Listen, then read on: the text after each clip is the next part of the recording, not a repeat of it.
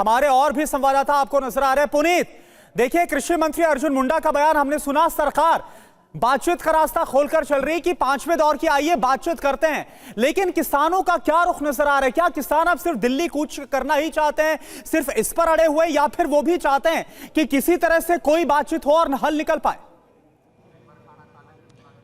देखिए, किसानों ने जो आज सुबह प्रेस कॉन्फ्रेंस की है उसमें उन्होंने दो तरीके के मैसेजेस को साफ किया। पहला वो कि वो भी चाहते हैं कि बातचीत, और इसीलिए उन्होंने कहा कि जो राज्य के मुखिया हैं उनको सामने आना चाहिए। और दूसरा उन्होंने ये भी कहा कि वो जब उनकी मांगे को मान लेना चाहिए, वो अपने हक की लड़ाई लड़ रहे हैं और अगर नहीं मानी जाती है तो वो दिल्ली की तरफ कूच करेंगे और शांतिपूर्ण तरीके से खाली हाथ कूच करेंगे। लेकिन उन्होंने एक और बात कही कि केंद्र जो है वो किसानों का खून देखेगा। कहीं ना कहीं इन सब चीज़ों का असर पड़ा होगा और किसी यही वजह है कि अब जब केंद्रीय कृषि मंत्री ने इस तरीके के पांचवें दौर के लिए बातचीत के लिए एक प्रस्ताव भी भेजा है। फिलहाल जो किसान है वो 11 बजे कूच कर रहे थे और इसीलिए अब उनकी तैयारी पूरी जोरों पर चल रही है। किसान अभी एक बार फिर मीटिंग कर रहे हैं और ये उम्मीद की जा रही है कि एक बार फिर वो लोग दिल्ली की तरफ कूच कर सकते हैं। लेकिन जिस तरीके से एक बार फिर केंद्रीय कृषि मंत्री ने जो गेंद है एक बार किसानों के पाले में फेंकी है, तो देखना यह होगा कि 4 बार की जो बातचीत का दौर असफल हो चुका है, क्या किसान पांचवें दौर की बातचीत के लिए रुकते हैं? क्योंकि उन्होंने ठान लिया है कि वो आज 11 बजे के लिए निकलेंगे और निकलने की जब कोशिश की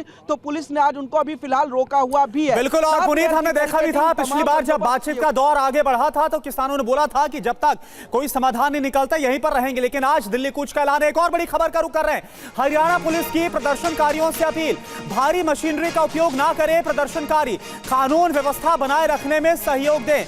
यह हरियाणा पुलिस ने अपील की है प्रदर्शनकारियों से। और साथ ही साथ आपको शंभू बॉर्डर की तस्वीर दिखा रहे हैं, आप सुनिए क्या कहा गया हरियाणा पुलिस की तरफ से। हरियाणा पुलिस किसानों द्वारा शांतिपूर्वक प्रदर्शन करते हुए भारी मशीनें जैसे जेसीबी, पोकलेन, हाइड्रा इत्यादि का इस्तेमाल न करने की घोषणा का स्वागत करती है।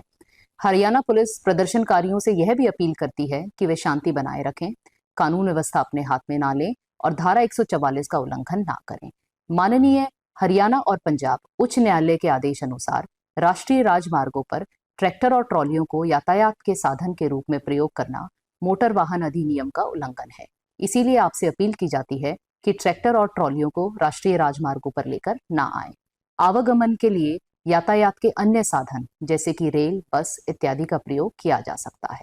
इसी प्रकार भारी मशीनें जैसे जेसीबी, पोकलेन, हाइड्रा इत्यादि को धरना स्थल पर लेकर ना आए, क्योंकि शरारती तत्वों द्वारा इनका प्रयोग पुलिस बल पर हमला करने के लिए किया जा सकता है, जिससे जान माल की नुकसान होने की संभावना है।